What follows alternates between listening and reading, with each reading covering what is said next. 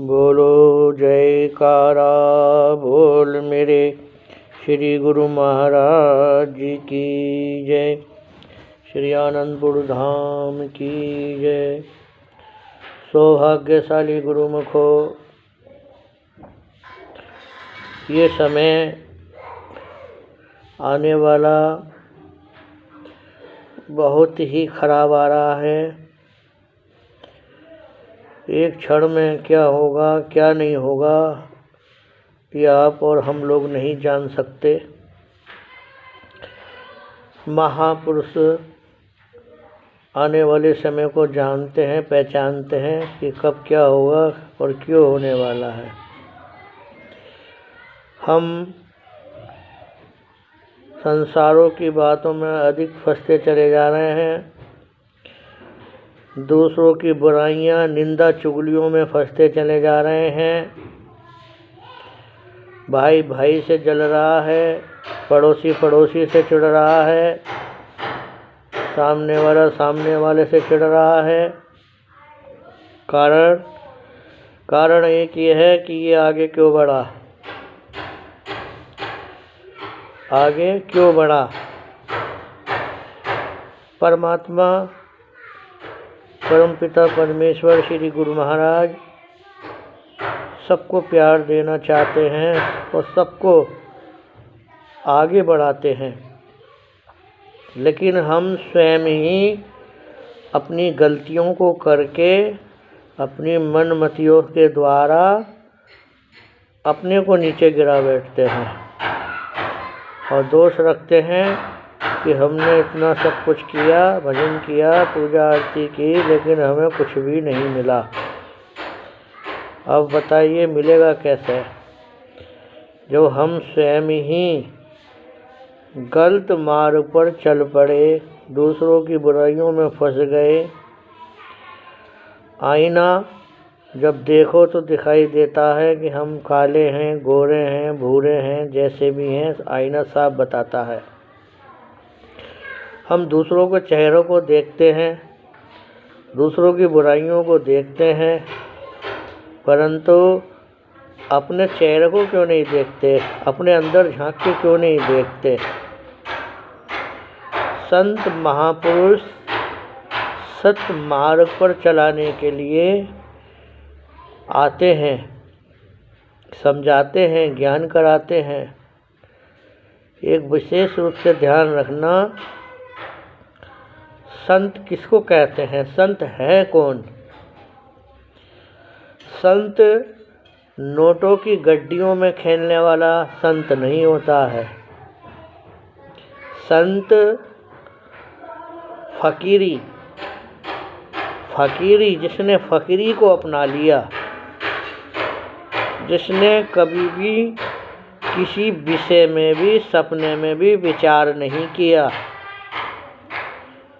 केवल रात दिन जो दूसरों के विषय में, दूसरों के लिए तड़पता है, दूसरों के आंसू पोंछने के लिए आगे बढ़ता है, दूसरों की प्यास बुझाने के लिए आगे बढ़ता है, दूसरों के लिए सवेरा करने के लिए आगे बढ़ता है, जिसको कहते हैं फकीरी व संत। संत महात्माओं का काम ये नहीं है कि घर घर जाएं और परम पिता परमेश्वर के नाम पर दौलत बटोरे कि अब ये काम होने वाला है सेवा करो, अब वो काम होने वाला है सेवा करो। मैं पूछना चाहता हूँ कि जो सबको देता है, सबको बांटता है, वो कभी किसी के आगे हाथ नहीं फैलाता है, क्योंकि बांटने वाले के सामने स्वयं बरसात होती है और इतनी बरसात होती है, इतनी बरसात होती है कि आप बटोर नहीं पाओगे। इसलिए कभी किसी को धोखा ना दो, किसी को बहकाओ मत।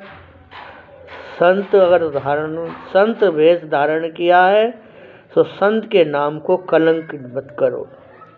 जिसके घर में भी जाओ उसको अपना घर समझो, उसको अपना परिवार समझो।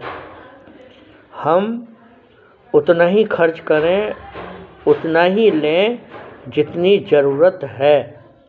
किस प्रकार से? जैसे एक सेठ रात दिन धन दौलत गिनता रहता था और वो ये हिसाब जोड़ता रहता था कि मैं 8वीं पीढ़ी को कैसे पालूंगा। संत महात्मा के सत्संग में कभी नहीं जाता था, लालची था, घमंडी था, परंतु उसकी पत्नी भक्त थी, सत्संग में जाती थी। वह उससे बहुत परेशान थी। वो सोचती थी कि अपने पति को, सेठ जी को कैसे ज्ञान कराऊं। पत्नी ने कहा, सेठ जी, अरे भोजन ठंडा हो रहा है, रात्रि का समय हो गया, भोजन कर लो। सेठ जी कहते हैं, अरे तुझे भोजन की पड़ी है, मुझे 8वीं पीढ़ी की चिंता हो रही है, 7 पीढ़ी का धन इकट्ठा हो चुका है, ये सोच रहा हूँ 8वीं पीढ़ी मेरी कहाँ से खाएगी। सेठानी बोली, हे भगवान, इन्हें अब पल भर की तो पता नहीं कब क्या होने वाला है, 8वीं पीढ़ी की चिंता करते हैं। ये सोच सोच के वो बहुत दुखित हुई। सुबह होते ही उसने कहा कि आज सेठ जी को कुछ ज्ञान कराने के लिए पंडित जी के पास भेज देती हूँ, यानी संत जी के पास। एक महात्मा जी टूटी फूटी झोपड़ी में रहा करते थे, आटा मार रहे थे। उस समय चूल्हे होते थे, कंडी लगाकर आटा मार रहे थे, रोटी बनाने के लिए जा रहे थे। इतनी देर में सेठ जी आए। संत जी, संत जी, अरे संत जी। संत जी उठकर आए, आटे में हाथ सने में थे। बोले, जी सेठ जी, आज इस फकीर की झोपड़ी पे आप कैसे आ गए? आपको तो समय ही नहीं है। बोले, ऐसा फालतू बातें ना करो हमसे, हम नहीं आए, हमारी घरवाली ने जिद करके हमें भेज दिया, नहीं तो हम फालतू बातों में नहीं पड़ते हैं। लो, ये कुछ सामान भेजा है, दाल चावल आटा, ये रख लो। संत जी बोले, भाई सेठ जी, मेरे तो दाल भी बन रही है, आटा देखो गूंद रहा हूँ, रोटी बनाने जा रहा हूँ, मुझे इसकी ज़रूरत नहीं है। बोले, क्यों? अरे भाई, शाम को तो खाओगे, शाम के लिए आपको ज़रूरत पड़ेगी, इसलिए शाम के लिए रख लो, शाम को बना लेना। बोले, नहीं, शाम को मेरा मालिक, मेरा परमात्मा जिम्मेदार है, जिसने मुझे जन्म दिया, जिसने मुझे भेजा। शाम की मुझे कोई परवाह नहीं है, इसलिए आप ले जाओ। जब शाम को भूख लगेगी तो भेजेगा भी वही ऊपर वाला, ये मैं नहीं लूँगा। मुझे भंडार भरने की ज़रूरत नहीं है, मुझे इकट्ठा करने की ज़रूरत नहीं है, क्योंकि मैं संत हूँ। हमें इतनी कोई ज़रूरत नहीं है जिसमें हमारे प्राण इनमें फंसे रहें, कहाँ तक बटोरें, इसीलिए आप ले जाओ। सेठ जी आए, घर वापस आए और आकर कुर्सी पर बैठकर फूट फूट कर रोने लगे। सेठानी ने कहा, क्या हुआ, ये थाली वापस क्यों ले आए? सेठ जी बोले, अरे मैं 7 पीढ़ी का धन इकट्ठा कर चुका, 8वीं की चिंता करता हूँ, और वो देखो संत जी को झोपड़ी में रहते हैं, एक टाइम का ही भोजन था, शाम की व्यवस्था भी नहीं थी, और मना कर दिया। क्या कहा कि शाम को परमात्मा मालिक है, मैं पहले से लेके क्यों रख लूँ, इसलिए ये मैं नहीं लूँगा, अब आप वापस ले जाओ। आज मुझे पता चला कि मैं रात दिन 8वीं पीढ़ी की चिंता में लगा रहता हूँ, और वो संत जी शाम की भी चिंता नहीं करते। तो जब सब कुछ परमात्मा करता है, सब जिम्मेदारी उसके हाथ में है, तो इसलिए हमें लालच नहीं करना चाहिए। चाहे वो फ़कीर हो, चाहे वो संत हो, चाहे वो गृहस्थी हो, जो दूसरे के धन को लूटकर इकट्ठा करने की कोशिश करता है, बहकाता है, उसका अंत खराब होता है और वो सर्व योनि में जाता है। इसलिए जितना परमात्मा ने दिया है उसमें खुश रहो, परमात्मा का भजन करो। ये जन्म केवल आपको मिला है 84 लाख योनियों से बचने के लिए, परमात्मा भजन करने के लिए। किसी की आत्मा न दुखे, किसी को हमारे द्वारा कष्ट ना पहुँचे, सबको खुशी मिले, यही पूजा आरती भजन है, यही गुरु महाराज जी का कहना है। जय सच्चिदानंद जी, बोलो जयकारा बोल मेरे श्री गुरु महाराज जी की जय। कोई शब्द गलत हो तो दास को क्षमा करना।